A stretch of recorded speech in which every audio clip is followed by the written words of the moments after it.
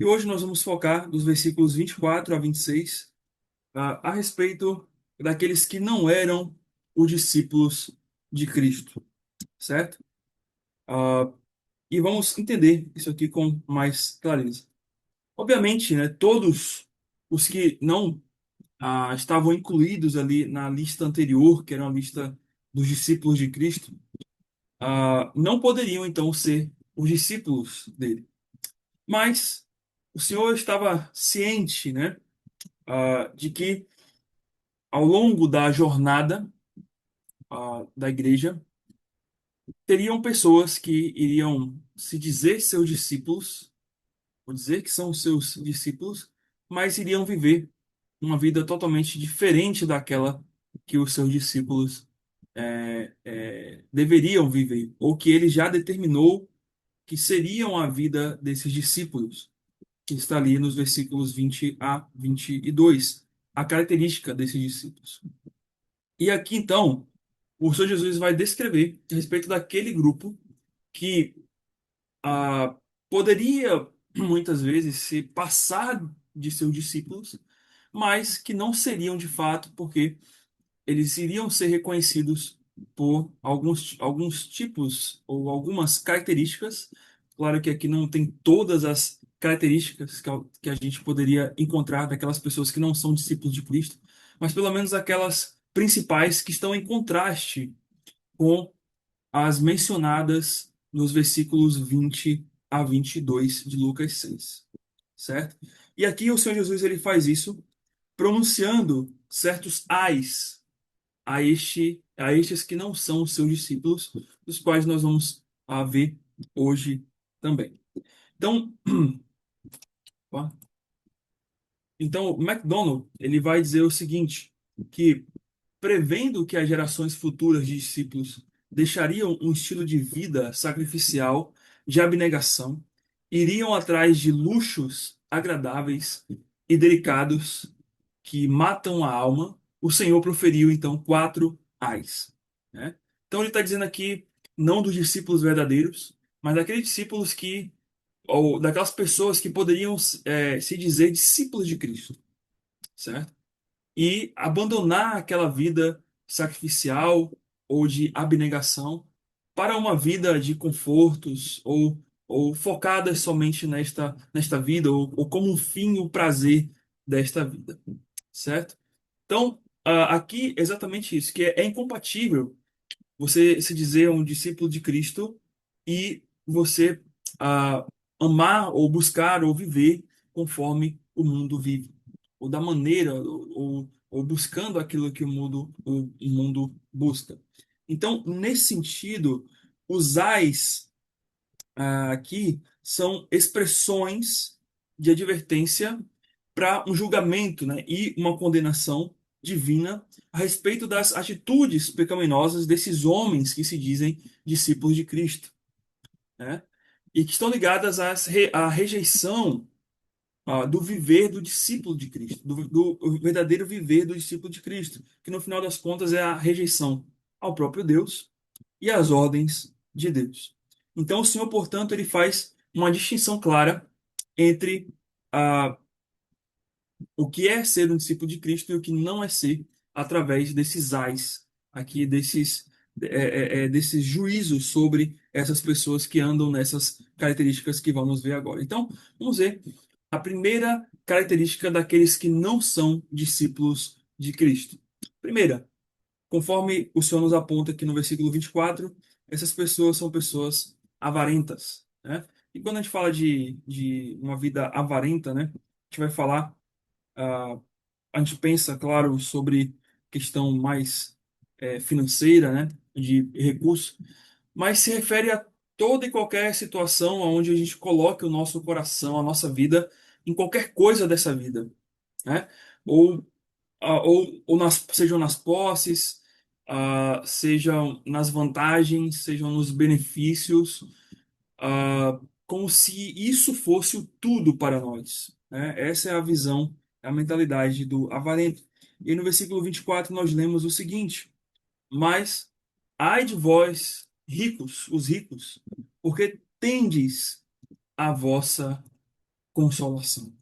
Mas ai de vós, os ricos, porque tendes a vossa consolação. E note que aqui o Senhor, semelhante ao sermão desculpa, aos versículos anteriores do de 20 a 22, o sermão ali das bem-aventuranças, ele cita a palavra vós, né? E aqui o vós ele muda de direção, né?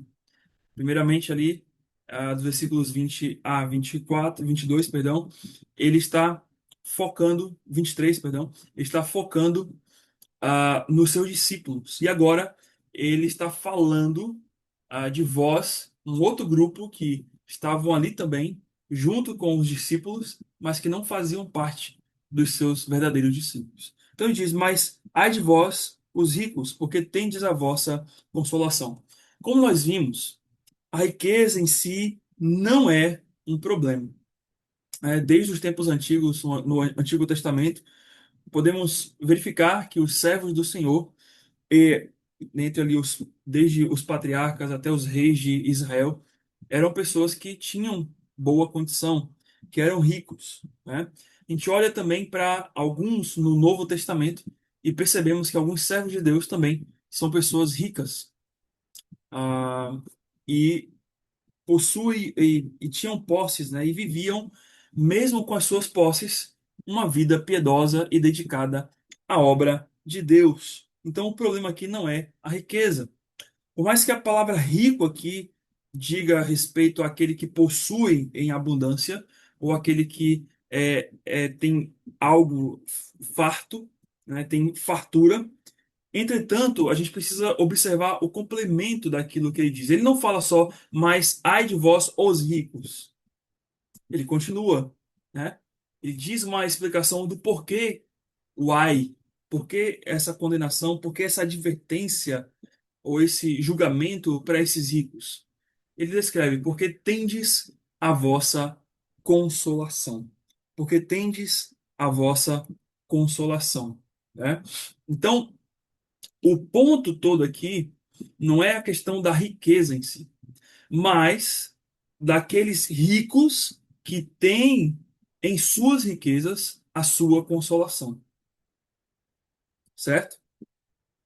E é isso que nos aponta para poder dizer que o Senhor está falando aqui é exatamente não de ricos em si, mas de pessoas que, mesmo ricas, são, na verdade, avarentas. E vamos chegar lá. Então, nesse sentido, a palavra consolação aqui, que é a palavra em destaque nesse versículo, é a palavra paráclesis, né? Que vem ali da mesma origem da palavra consolador para o Espírito Santo, né? Parácletos, né? É a mesma palavra. E nesse ponto, o que que ele está querendo nos dizer? De que ah, esses ricos que têm nas riquezas a sua consolação, eles têm, portanto, o consolo, o conforto, o alívio e o apego do seu coração a estes bens. É como se na vida deles os seus bens consistissem naquilo que seria o Espírito Santo para a vida dos verdadeiros discípulos, certo? Enquanto que o Espírito Santo para nós é o Consolador, é aquele que nos anima, é aquele que nos fortifica, nos fortalece, é aquele que nos, né, dá força, né? Porque esse é o alvo do Consolador, é estar ao nosso lado, é nos consolar, nos animar, é nos exortar. Da mesma maneira, esta é a riqueza para o avarento. É aquilo que anima, é aquilo que desperta o seu coração para que ele continue e faça da sua vida tudo o que ele precisa fazer, né? Então, nesse sentido, os ricos mencionados aqui no versículo 24 são aqueles que têm como consolo, conforto, alívio e apego em seu coração às riquezas. Ou seja, aqueles que têm um coração avarento. E esse coração que é avarento é um coração, portanto, que é obcecado por adquirir e acumular recursos ou posse, né? Que no final das contas ele faz isso porque ele busca pelo conforto que as riquezas podem fornecer a, é, e o levam a ser apegado a tudo aquilo que possam lhe dar certa estabilidade. né? Então, há um desejo que é insaciável, da qual só é aliviado ou descansado, né, mesmo que temporariamente, quando obtém o que deseja.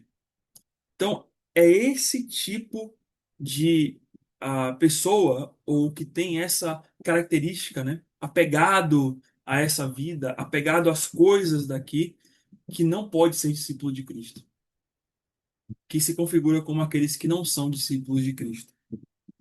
Obviamente, como crentes, nós podemos viver desse tipo ou desta maneira, mesmo conhecendo a verdade, mesmo tendo o Espírito Santo como nosso Paráclitos, mesmo sabendo que tudo provém de Deus e dependemos somente dele, mas muitas vezes podemos nos sentir, né, naquela de achar que as nossas riquezas é o que nos mantém em pé ou nos mantém vivos.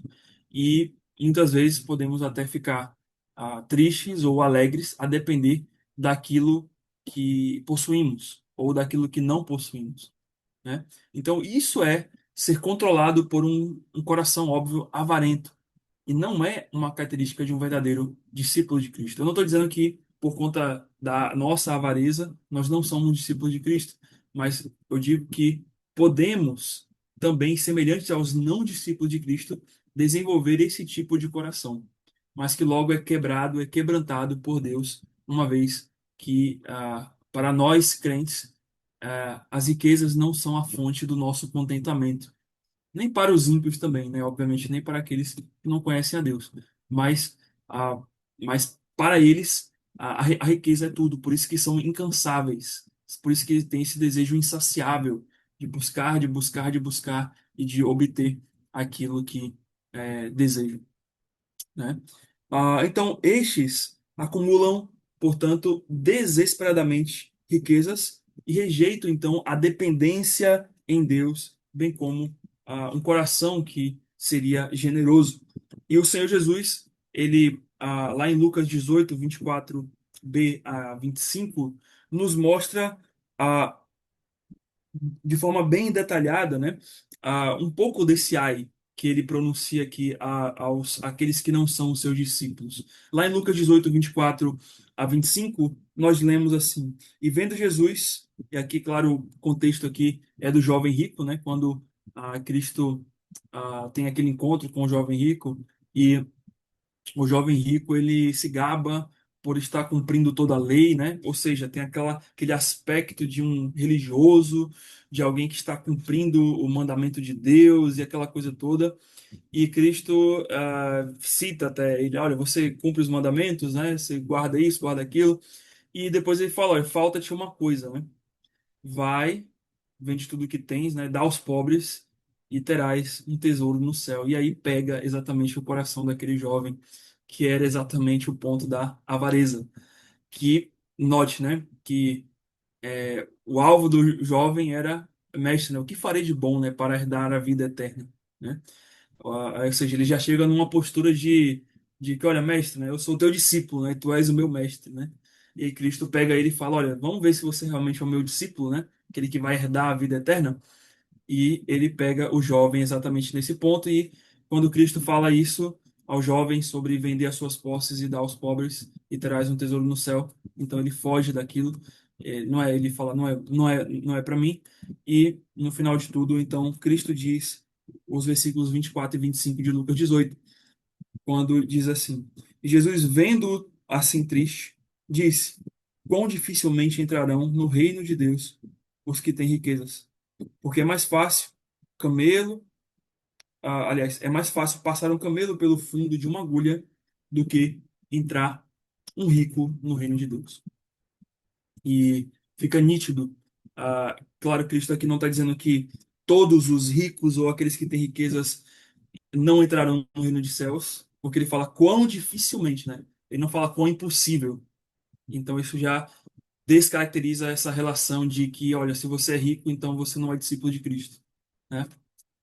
Mas ele está falando que as riquezas, ou a avareza, né, que está por trás da questão das riquezas, cega as pessoas daquilo que é realmente a verdadeira riqueza, né?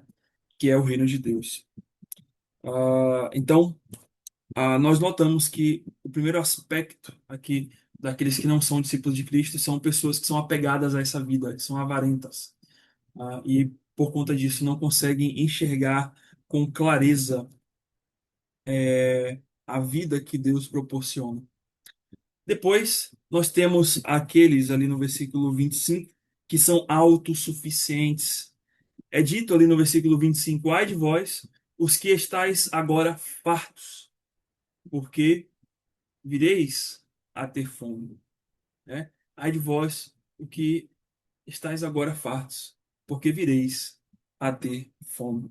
Do mesmo modo, a palavra fartos aqui diz respeito àquele que tem em abundância, mas que não somente tem em abundância, porque a gente falou que alguém pode ser rico e, e ter o que é necessário, ou até mais do que isso, e ser um servo de Deus. Mas aquele que, tendo em abundância, ele tem um coração que é autossuficiente e não enxerga Deus como o provedor, certo? Eles se sentem fartos, eles se sentem abastados. E é interessante que Cristo faz uma conexão temporal aqui, né?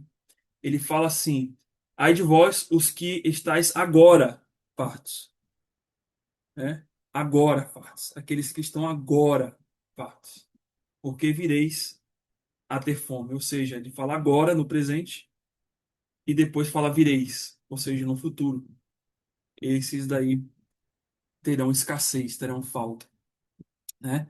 Então, o advérbio aqui agora aponta para uma condição de satisfação presente nas coisas que a pessoa possui. Então, a pessoa é realizada, ela é autossuficiente pelo que ela tem agora.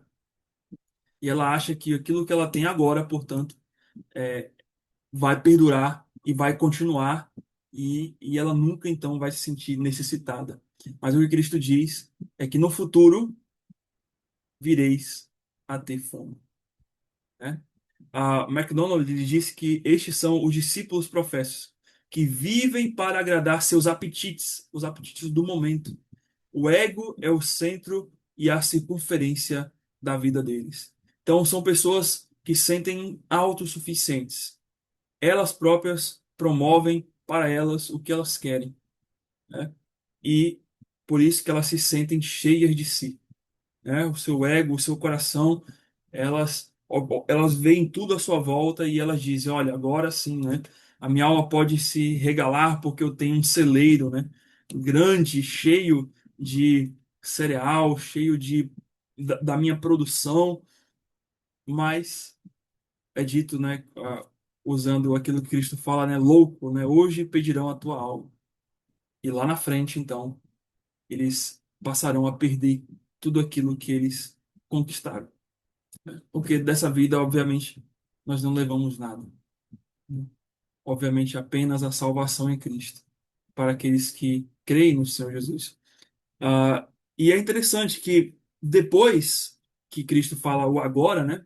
Como vimos, ele fala do vireis a ter fome, né? E aqui fala, obviamente, do futuro escatológico, né? Onde haveria a necessidade, ou seja, que aquelas pessoas seriam carentes não de um alimento em si, mas da própria presença do Deus que é o provedor. E é isso que é interessante, né? Que vireis a ter fome não se refere, obviamente, à comida em si, mas à presença do próprio Deus, né? A falta dele. Ai de vós que estáis agora fartos, porque vireis a ter fome, a ter necessidade, né?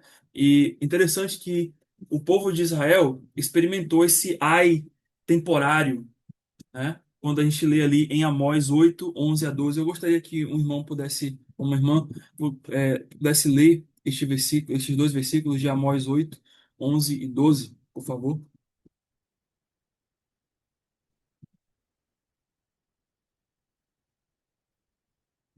Veja como é que Deus fala, né, ao seu povo ali, quando eles estão em rebelião e não seguindo ao Senhor, andando nos caminhos do Senhor. O que que ele diz ali? Amós 8, 11 e 12.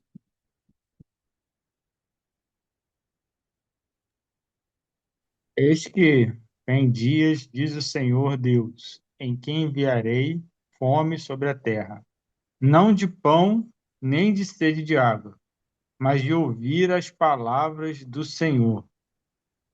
Andarão de mar a mar, do norte até o oriente, correrão por toda parte, procurando a palavra do Senhor, e não acharão. Interessante, né, que isso aqui é um ai, né? Também pronunciado ali por Deus, pelo profeta Amós, ao povo que andava em rebelião contra ele, né?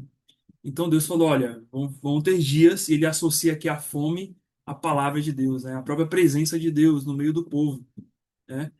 Onde eles vão ter fome, e é que ele fala, não de pão, não é de um alimento físico, né? E nem de água física, mas de ouvir as palavras do Senhor, né? E aí diz ali no versículo 12 que eles vão andar de um canto para o outro procurando essa comida, que é a palavra de Deus. E eles não vão achar. E isso, se a gente pensar o que está acontecendo hoje. Hoje o pão está disponível. Naquela época, obviamente, né, que se refere ao cativeiro, a ida para o povo, para o exílio, e Deus ficou durante um bom tempo ali mantendo o povo daquele jeito, até depois voltar, trazer eles de volta e poder falar e estar presente ali com eles novamente no templo e tudo mais. Mas hoje é semelhante. Hoje o pão está disponível. E obviamente o pão é Jesus Cristo, né? Eu sou o pão da vida, né? E esse pão da vida ele está disponível a todos. Mas um dia esse pão que é a palavra, né? O verbo de Deus, ele vai acabar. E as pessoas não vão poder mais desfrutar deste pão, né?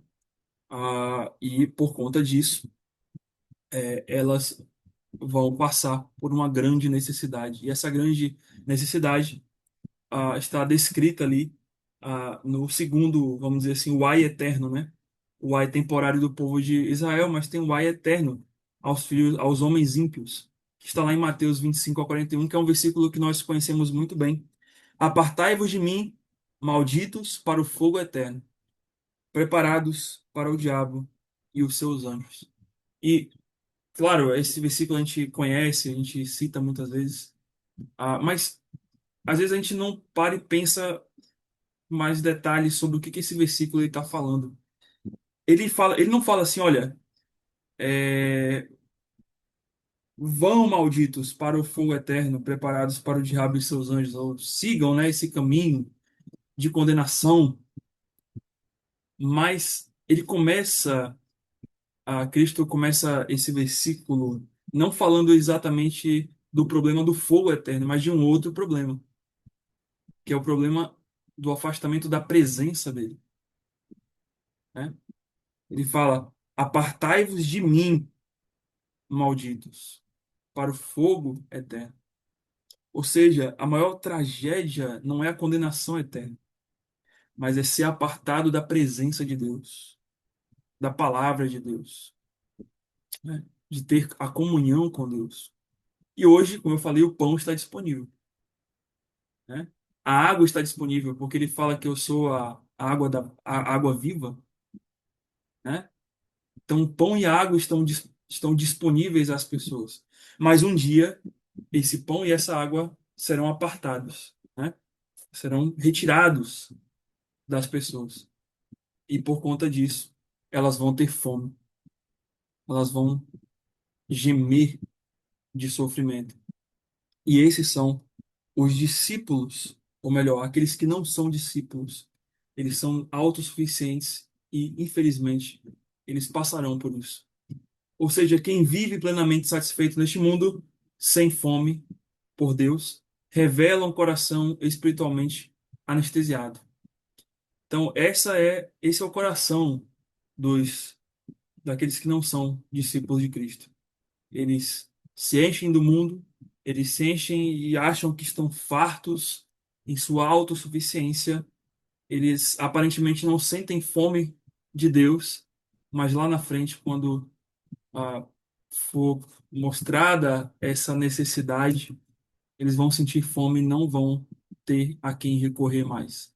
Porque o tempo da oportunidade de receber o pão e de beber da água foi dado para que eles pudessem ser saciados, mas não aproveitaram, né? Então, esses são aqueles que são autossuficientes.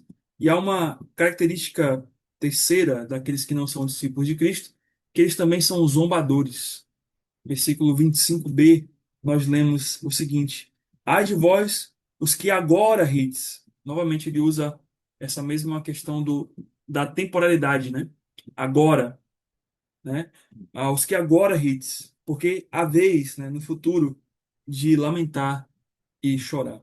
E como nós falamos, se de um lado, né, os verdadeiros discípulos choram pela sua miséria espiritual, aqueles que não são discípulos de Cristo, eles zombam das coisas espirituais. E o Senhor, ele conviveu aqui com pessoas que ridicularizavam a palavra que ele tinha a elas, né? Temos aí alguns exemplos lá em Lucas 8:53. Vocês lembram da morte da filha de Jairo, né? E aí a, é anunciado que a filha de Jairo está doente e quando Cristo chega, aquela menina já estava morta, né? E ah, é dito, né? A gente vai ler Lucas 8:53 que Cristo fala, olha, ela não dorme, ou ela não está morta, né? Ela dorme, né? E aí há uma reação ali do povo, né? Então vamos ler Lucas 8:53 para ver qual foi a reação, né? Só virar algumas páginas ali de Lucas 6 e você já vem na sequência, né? E parece interessante, né? Ai de vós que agora rides, né? Parece que Cristo já estava prevendo alguma cena seguinte ali do que iria acontecer. E o que que diz lá em Lucas 8:53? Alguém pode ler, por favor? E riam-se dele, porque sabiam que ela estava morta. Né? E imagine, né? Olha, é, talvez as pessoas já conhecendo quem era Cristo, os milagres que ele já estava fazendo. E aí, eles estavam chorando, antes deles rirem aqui, eles estavam chorando, né? Chorando, chorando, chorando. E aí, quando Cristo chega, olha, ela não está morta, ela está viva, né? E eles começam a rir, do nada, né? Eles começam a rir, hahaha. E esse rir aqui, obviamente, é um rir de zombaria, né? De, olha, você não sabe nada, você está falando besteira aí, é, não é certo o que você está dizendo. Ah, e isso é interessante, né? Ah, só que, claro, Cristo depois, no versículo 54, né, ele toma pela mão e diz, né, menina, levanta-te, né?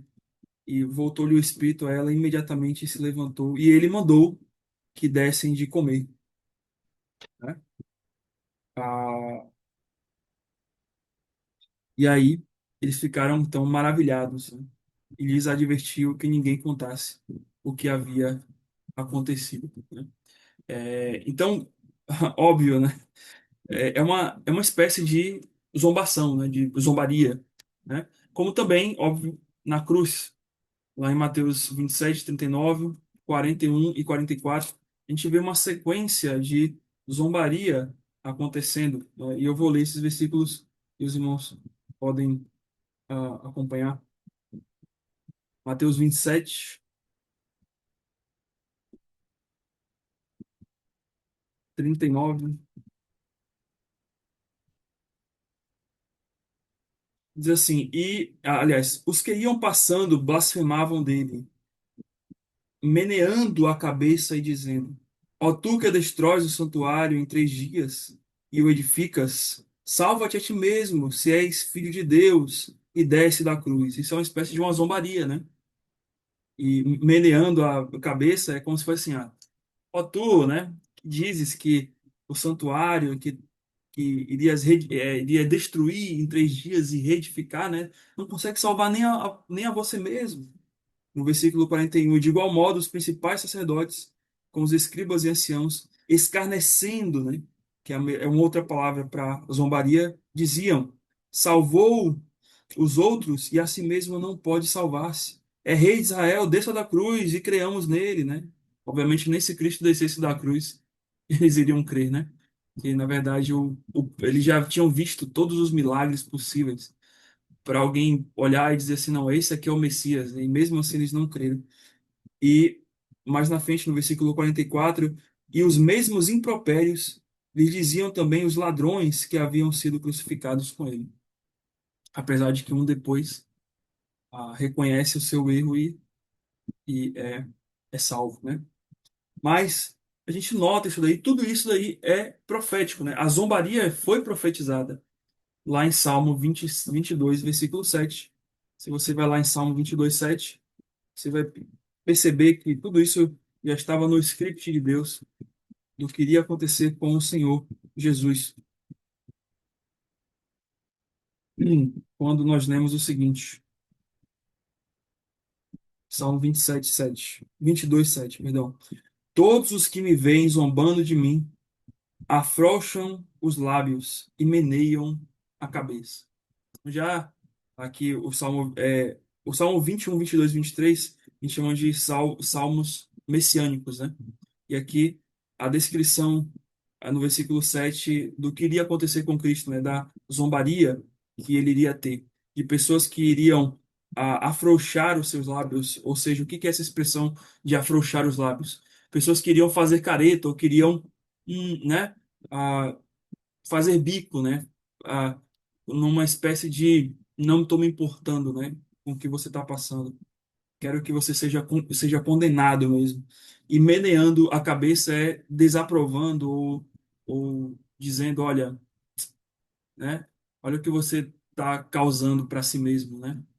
Você está dizendo que é o Messias, mas olha aí a sua condição. Então, uma espécie de uma zombaria. E, irmãos, os zombadores são, como já mencionei agora há pouco, são escarnecedores, ou seja, aqueles que tratam a sabedoria divina, santa e verdadeira como futilidade e arrogância, né? Então, aquelas pessoas, quando Cristo estava caminhando para a cruz, elas estavam exatamente negando tudo aquilo que elas tinham acabado de ver, né? E de ouvir na palavra do Senhor de que Cristo era o Messias. Então elas estavam rejeitando tudo aquilo através da sua atitude de zombaria, né? E achando que tudo aquilo era uma futilidade e uma arrogância. O seu riso, né? O riso que é dito aqui no versículo 25, né? Agora rides, é esse riso de zombaria, não é uma alegria legítima, mas de soberba e indiferença ao pecado e à realidade do juízo de Deus. Com toda certeza você já teve uma experiência de você pregar o evangelho e falar do juízo de Deus e a pessoa não tá nem aí para você ou achar que isso aí é groselha, né? Isso daí é besteira, isso daí você está falando aí não é assim, você tá louco, né? Então elas estão indiferentes ao juízo de Deus e aos seus pecados. E estes são aqueles que ignoram e zombam de Deus e de sua palavra. Que no fim de tudo é isso, né? A rejeição à palavra de Deus é também uma espécie de zombaria, né? Olha, não, para mim eu acho que isso daí é uma besteira, é uma perda de tempo e não é a verdade, então eles rejeitam dessa situação. E esses zombadores, né? Infelizmente, né? Do mesmo modo, né? Que há um choro que precede o riso, que no caso é o nosso choro, né, que precede depois o riso, a alegria verdadeira.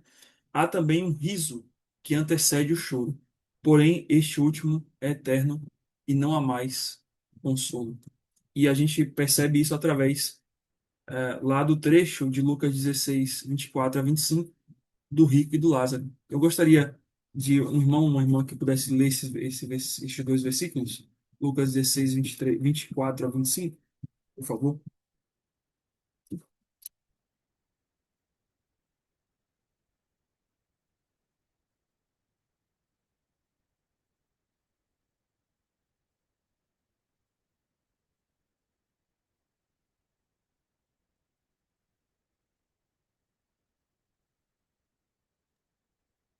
Então, clamando, disse: Pai Abraão, tem misericórdia de mim e manda Lázaro que molhe a água à ponta do dedo e me refresque a língua, porque estou atormentado nesta chama. E 25.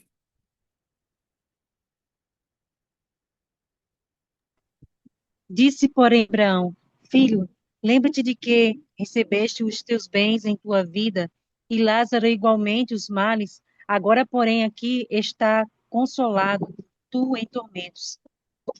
Né? Obviamente que nesse trecho a gente percebe essa diferença que o Senhor está fazendo aqui, né?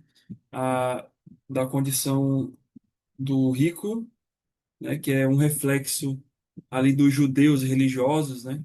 Aquela que viviam essa vida abastada, né? E aproveitando e rindo ah, e curtindo, mas quando veio a Cristo rejeitando e zombando, né? Do Senhor. E aqui ele está fazendo essa distinção. Olha, lembra daqueles momentos lá que você sorriu, que você vivia uma vida totalmente ah, como um escarnecedor, né? Então, e enquanto Lázaro chorava, né, que representam os verdadeiros discípulos do Senhor, e estavam ali sofrendo. Então, agora eles estão sorrindo, enquanto você que optou, escolheu por viver daquele jeito, está dessa forma, né? Está nessa condição, em tormentos. Então, esse aqui é o momento em que o riso de zombaria se tornará um choro de tormento eterno, né? Conforme a descrição que Cristo nos traz aqui em Lucas 16, 24 a 25. E depois, para poder fechar a quarta característica, são aqueles bajuladores, aqueles que não são discípulos do Senhor, eles são bajuladores. E vamos entender isso. Versículo 26 diz: Ai de vós, quando todos os louvarem, porque assim procederam seus pais com os falsos profetas. E, ah, diferente do discípulo de Cristo, dos verdadeiros, que por falarem a verdade, eles estavam sujeitos até mesmo a padecer suas vidas, os falsos mestres ou os falsos discípulos, eles eram aceitos porque eles não falavam a verdade. E também porque não confrontavam o pecado e não advertiam o povo para abandonarem suas más obras e voltarem a Deus, né? Como os falsos profetas. Então, eles eram então bajuladores, porque o objetivo desse povo não era falar a verdade de Deus, mas dizer apenas o que as pessoas queriam ouvir para que elas pudessem ser aceitas, né? Então, aqui o Senhor, ele atinge o quê? A religiosidade popular, né? Ali dos escribas e fariseus, o coração, o cerne, porque era isso que os escribas e fariseus, em sua maioria, talvez um ou outro fariseu, ele seguia por uma questão mais da lei, ou de um zelo da lei, e que extrapolava até, mas a maioria eram pessoas que queriam só status, destaque. Então, Cristo atinge, porque essas pessoas elas diziam que eram servos de Deus, discípulos de Deus, mas na verdade eram escravos do status. Ou seja, queriam posição. Elas amavam mais o louvor dos homens do que o louvor de Deus, por isso que elas bajulavam as pessoas a fim de serem aceitas. Então, essas pessoas evitam dizer a verdade de forma clara e destemida, com receio de ofender ou de serem mal vistos publicamente. E isso aconteceu, como quando Cristo fala, né? Porque também procederam seus pais com os falsos profetas. Do contrário, né, como a gente viu no estudo anterior, também os pais procederam de forma a atacar os verdadeiros profetas do Senhor. Agora, os pais eles abraçavam os falsos profetas, perdão, que diziam que estavam falando em nome de Deus. E lá em Jeremias 23, versículos 16 a 17, e depois dos versículos 25 a 27, nós notamos exatamente esse momento em que Cristo aqui, né, traz essa analogia, né, com os profetas, os falsos profetas, com aqueles que seriam os falsos discípulos. Ele diz assim lá em Jeremias 23, 16, 17: Assim diz o Senhor dos Exércitos: Não deis ouvidos às palavras dos profetas que entre vós profetizam e vos enchem de vãs esperanças. Falam as visões do seu coração e não o que provém da boca do Senhor. Dizem continuamente aos que me desprezam: O Senhor disse: Paz tereis. E a qualquer que anda segundo a dureza do seu coração, dizem: Não virá mal sobre vós. Então, esses são os falsos profetas, né? No tempo em que Jeremias está falando, olha, povo, vocês estão errados, vocês precisam voltar para Deus. Os falsos profetas estavam proclamando, dizendo, não, não é bem assim, né? O Senhor está dizendo que vai ter paz. O Senhor está dizendo que não sobrevirá mal. Enquanto Jeremias estava lá, olha, tá vindo o exército do Nabucodonosor, tá vindo destruir a cidade, levar pessoas cativas, vai matar muita gente. Olha, se arrependam, voltem para Deus. E esses profetas estavam falando só o que o povo queria ouvir. Por isso que eles ouviam, né? É dito que ele fala, né? Não o que provém da boca do Senhor. Ele fala, dizem continuamente aos que me desprezam, né? E aí, esses povo estava exatamente dando ouvidos, não a Deus, desprezando a Deus, mas ouvindo os falsos profetas.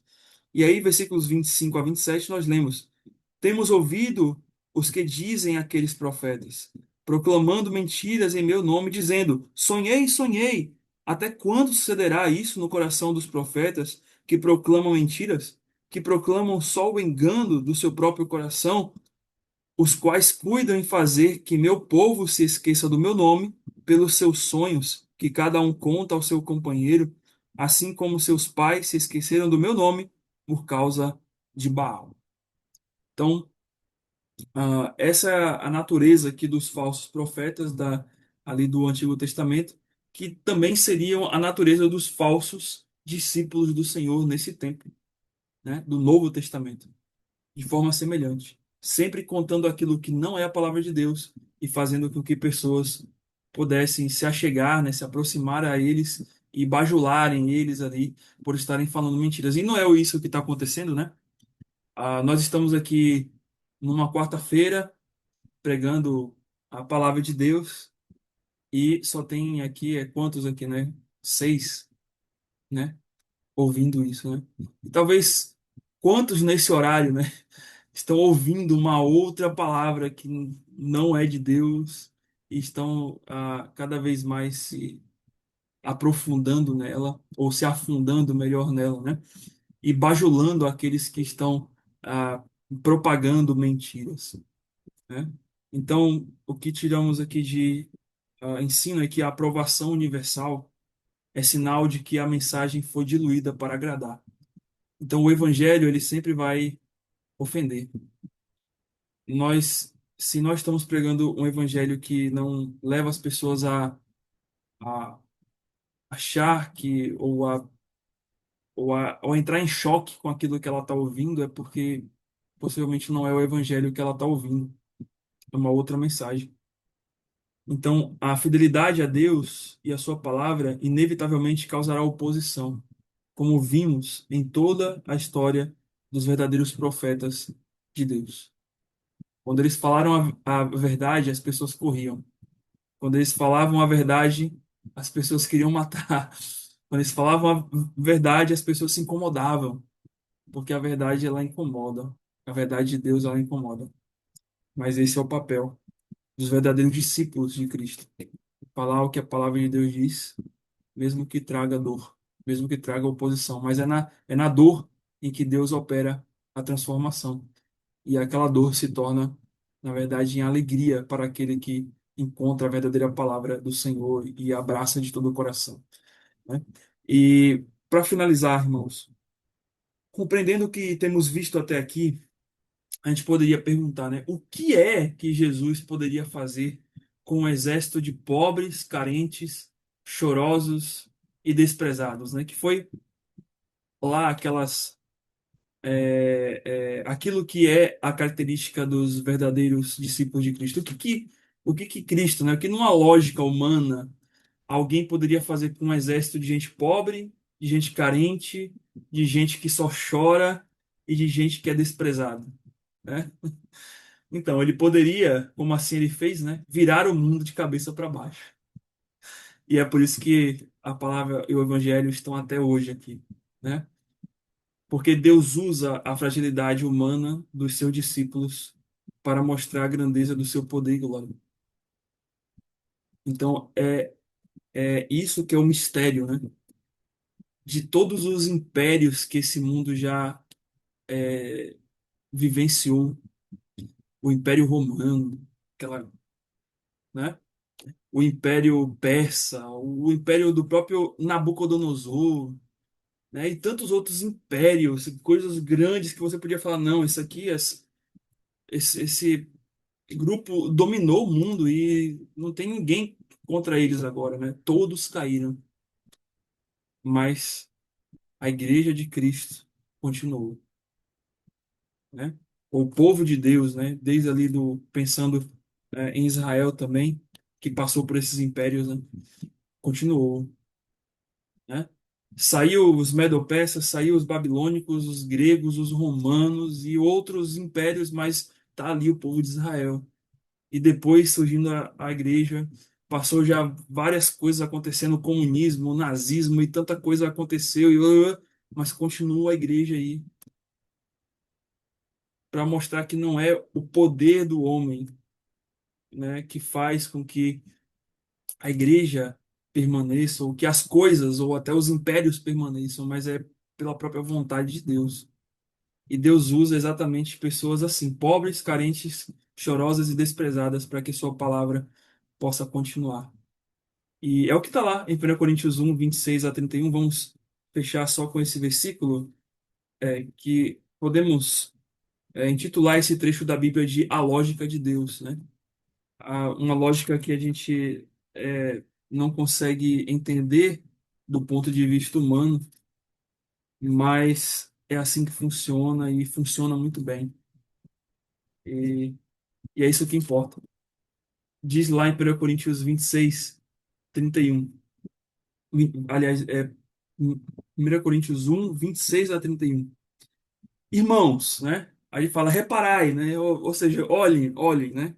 Reparai, pois, na vossa vocação. Visto que não foram chamados muitos sábios, segundo a carne, nem muitos poderosos, nem muitos de nobre nascimento. Pelo contrário, Deus escolheu as coisas loucas do mundo para envergonhar os sábios, e escolheu as coisas fracas do mundo para envergonhar as fortes. E Deus escolheu as coisas humildes do mundo e as desprezadas e aquelas que não são, para reduzir a nada as que são, a fim de que ninguém se vanglorie na presença de Deus. Mas vós sois dele, em Cristo Jesus, o qual nos tornou da parte de Deus sabedoria, justiça, santificação e redenção. Para que, como está escrito, aquele que se gloria, glorie-se no Senhor. Esse trecho é um trecho realmente muito bonito, né?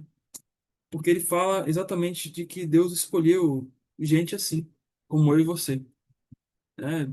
Nós não somos tão sábios, nós não somos tão ricos, nós muitas vezes nos encontramos mais chorando do que alegres, em muitos casos, né?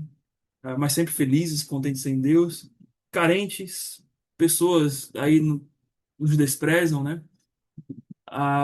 Mas é através de gente como nós que Deus usa para fazer grandes coisas para Ele. E é nisso que deve estar o nosso coração. Sabendo que tudo que nós estamos vendo à nossa volta um dia vai passar, mas aqueles que permanecem fazendo a vontade de Deus, que são esses pobres, carentes, chorosos, desprezados, eles não passarão. eles continuarão firmes pela eternidade. Então, meus irmãos, abracem essa promessa e reparem no que Deus tem feito, né? E se dediquem a esse Deus que escolheu exatamente você em toda a sua miséria, para que o nome dele, né, como ele diz em outro lugar, né, escolheu esse vaso de barro para colocar o seu tesouro, para que a glória dele pudesse ser manifestada. Amém?